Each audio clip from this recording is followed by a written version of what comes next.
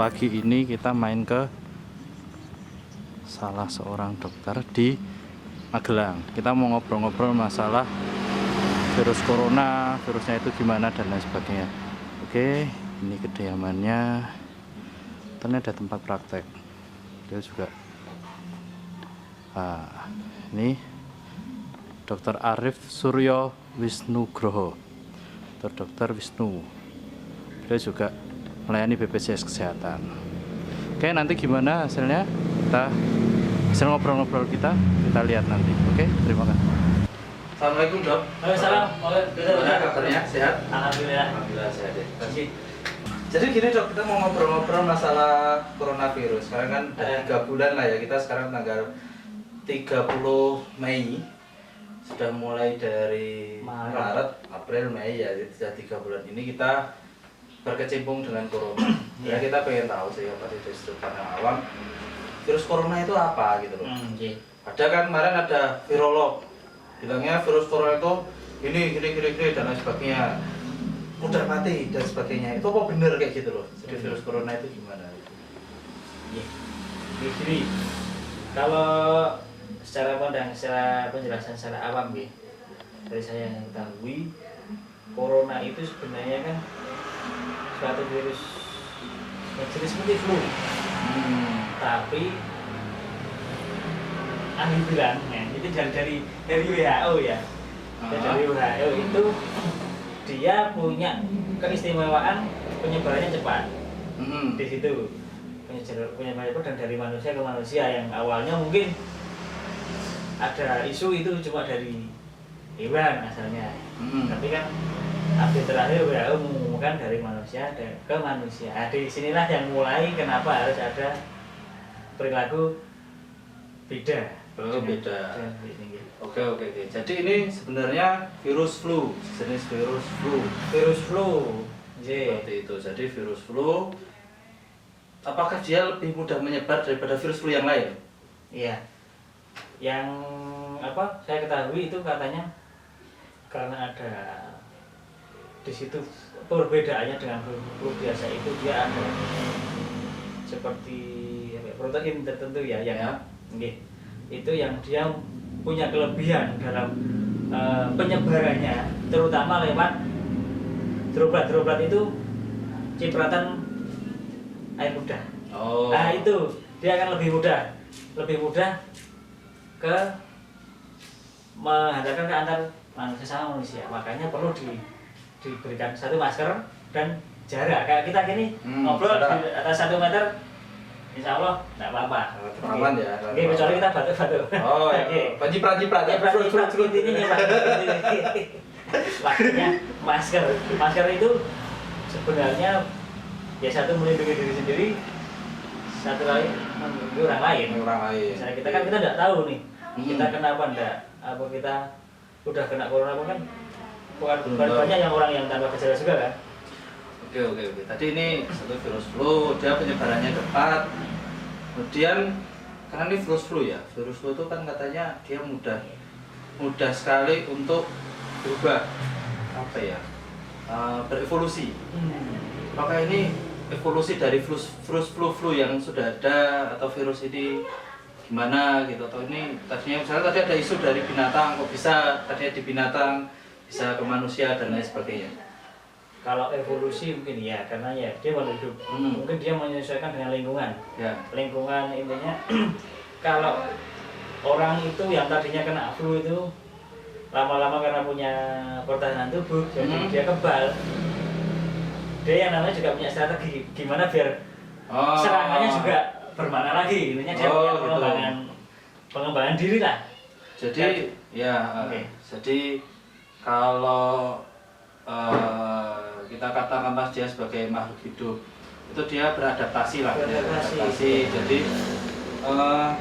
misalnya kita juga sebenarnya kayak misalnya manusia sama manusia perang nih, nanti antinya di manusia di kita ya. Kemudian ada virus. Nah, virusnya dia kalah. Kemudian pasti dia cari strategi baru. Gitu lah, kasarnya gitu ya.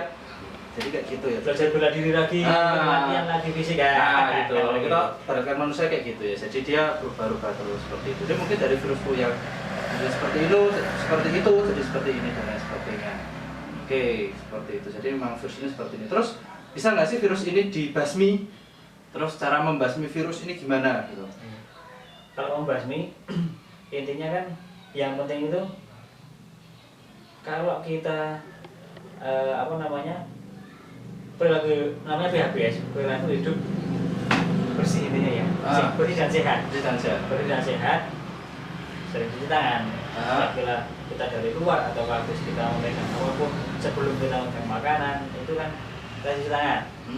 Itu. Terus ada lagi ya ini masker. Dan sebenarnya kalau kita di Jepang itu sebelum pandemik ini pun dia udah tiap hari pakai masker. Intinya bukan khususan hanya corona, intinya kalau dengan pakai masker kita punya keuntungan lain. Maksudnya virus apapun kita akan membantu kita untuk tidak terpapar virus aja gitu. Oke, gitu. Jadi intinya sebenarnya kan tadi perilaku hidup sehat yang jelas, sering-sering cuci tangan pakai sabun ya. Iya, sabun. Terus apa tadi masker masker ya, yang intinya gitu. Terus ya misalnya kita dari luar rumah pergi pulang ya mandi. Oke. Karena kita nggak tahu ya di luar ada apa, kena di mana, ada apa kita juga nggak tahu. Iya. Dan pada dasarnya ini juga tidak hanya untuk virus corona ini. Enggak ya. Sebenarnya kalau kita jauh kalau kita orang Indonesia ya terbiasa kemproh lah. Kemproh. Jadi kalau ada seperti ini suruh hidup, itu agak perilaku yang agak baru, jadi rada repot sih. Sudah corona dari dulu seperti itu sebenarnya ya mungkin ya biasa aja, mungkin ya juga virus itu datang ke kita nggak akan seheboh ini gitu. Gitu. Jadi malah virus corona ini ada sisi positifnya. Tetap ada, semua ada hikmahnya.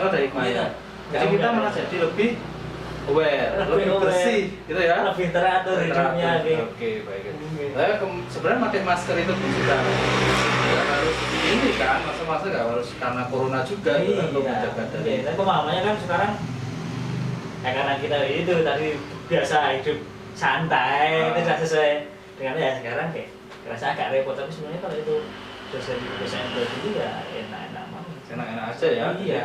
Jadi ya virus corona ini menurutnya cukup mudah, tapi kita nggak usah panik gitu lah ya. Karena sebenarnya pencegahannya juga tidak sulit-sulit amat gitu ya. Terus ada lagi kan yang namanya sekarang mungkin dikenal dengan social distancing ya. Jaga jarak ini salah satunya. Terus kurangi aktivitas di luar rumah kalau tidak penting. Ya ini kan dan mungkin kalau kita tidak terlalu penting untuk keluar ya udahlah nggak usah keluar, karena di sini salah satunya untuk memutus rantai di mana kita sering mudah berkumpul dengan orang lain, itu kan resiko semakin besar.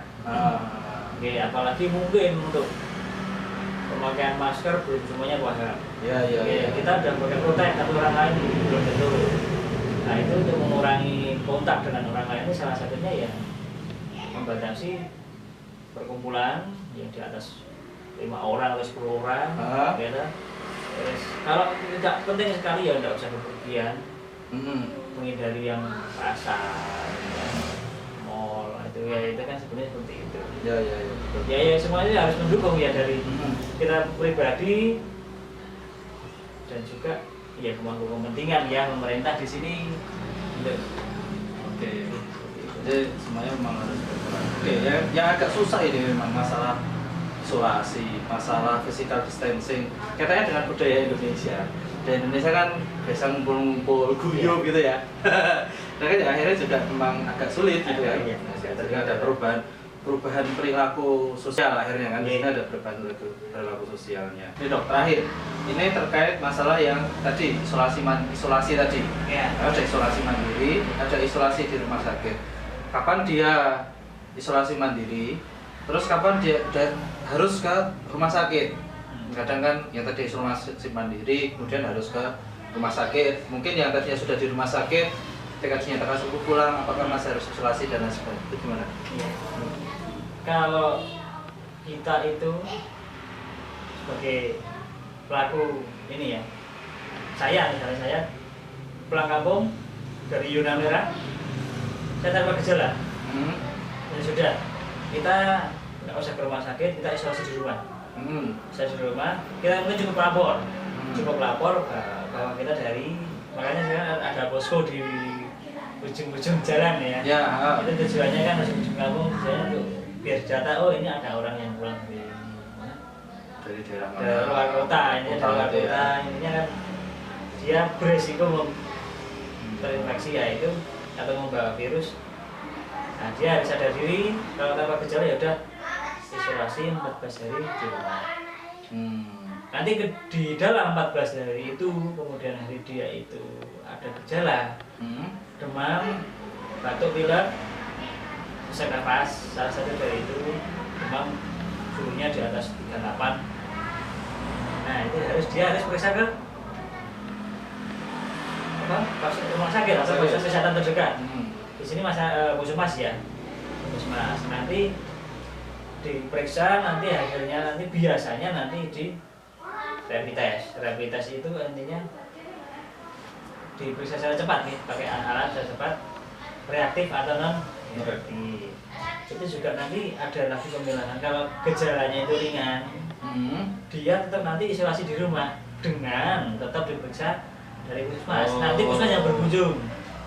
Ya dia untuk membatasi dia biar tidak social distancing. Puskesmas yang berkunjung ke rumah dilakukan pemeriksaan rapid test dan sampai swab. Apa namanya swab ini DH-nya apa lendir. Swab lendir itu. Ini seperti itu. Kalau dia memang dari klinisnya itu, dari fisiknya memang perlu pondok, swab opnam, ya diisolasi di rumah sakit selama 14 hari juga. Dengan protokol sama, nanti swab, di swab itu kan kalau enggak 2 kali swab. 2 kali swab. Jadi 2 kali swab pulang. Jadi tadi itu ya tidak semuanya itu mah harus ke rumah sakit. Iya. Jadi ke rumah sakit itu kalau dia contohnya ada batuk, pilek, kemudian apa namanya tadi, demam, radang tenggorokan, sesek dan lain sebagainya, itu baru mencari fasilitas layanan kesehatan. Iya. Itu yang paling gampang puskesmas lah. Puskesmas itu ya. Puskesmas. Jadi kalau muncul gejala-gejala itu puskesmas gitu ya. Tapi kalau kok sehat-sehat aja ya udah di rumah aja gitu kan. Oke, sadar diri ya.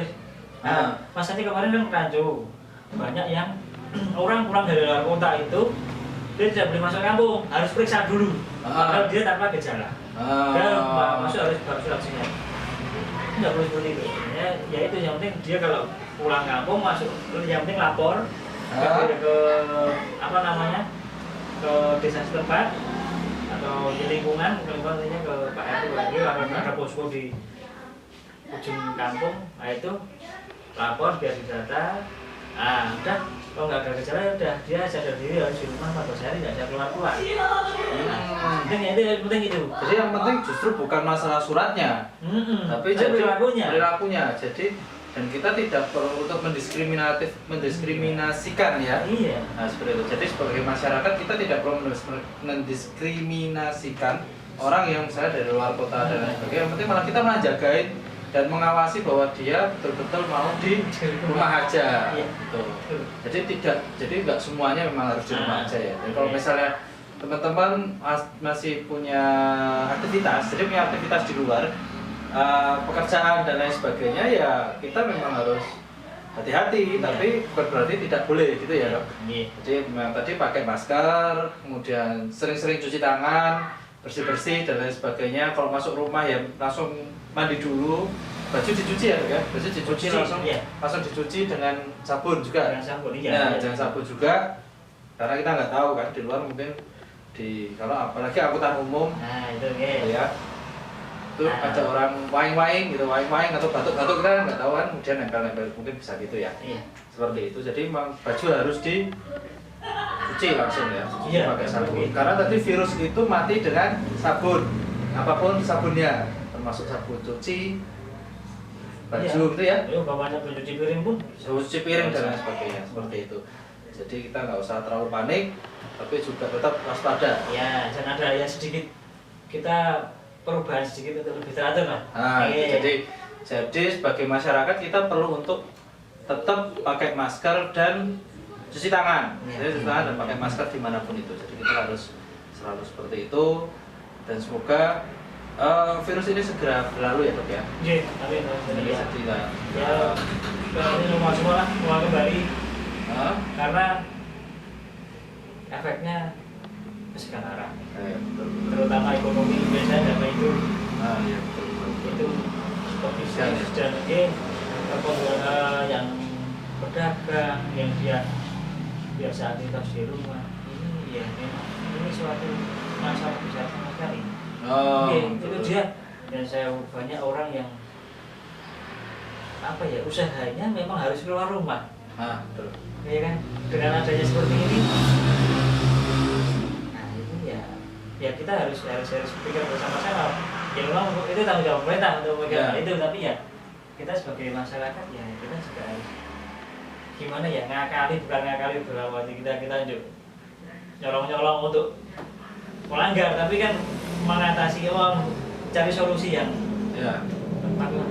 Cari solusi yang tepat dari sisi kesehatan agar ekonomi tetap berjalan gitu ya. Berjalan. Dapur tetap ngebul. Nah itu kan. itu kan Kan, itu yang harus dipikir bersama. Karena masalahnya sebenarnya sekarang kan di situ. Iya, bukan melulu cuma masalah kesehatannya ini. Ekonomi. Ekonomi itu ya Ya, yang besar. Banyak orang-orang yang jadi malah sekarang kalau dia kesulitan ekonomi cuma stres. Ya. Stres sakit ini juga dia. ya. Benar. Sakit juga. Sakit juga. Jadi panjang ceritanya Mas Jadian ini. Jadi ceritanya kita malah bahas ekonomi juga ternyata. Ya. Ya ada apa? Benar. Kita mulai- Karena ekonomi itu ada kaitannya dengan stres juga. Ya, stres kan dengan kesehatan mental gitu kan. mentalnya dia sakit, Gampang kena corona juga. gampang kan daya tahan tubuh Daya tahan kan, turun kita stres. karena Nah, stres.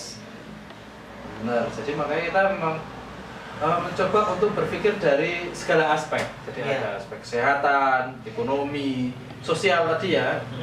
Apa namanya kayak isolasi mandiri itu kan harus ada aspek sosial Iya. dari masyarakat sekitar, Pak RT, Pak RW mungkin itu dia lebih Iya. paham. Terus pendataan warga dan lain sebagainya dia dari mana itu kan sosial juga. Kemudian ada budaya Indonesia yang sering ngumpul-ngumpul. Iya, iya. Itu kan sering ngumpul-ngumpul, guyub dan lain sebagainya. Mungkin nanti ada perubahan budaya di situ Ada juga. perubahan budaya ya. Nanti selama pandemi ini ya intinya ya yang kumpul-kumpul dalam kumpul positif ya. Ya mungkin ada penundaan. Ya. Ditunda dulu, sabar nanti pasti berakhir. Kalau kita semakin tertib, pandemi ini semakin cepat. Ya, tapi guys, kalau semakin kita melanggar, kita nekat, ya semakin panjang karena katanya nggak putus-putus. Betul.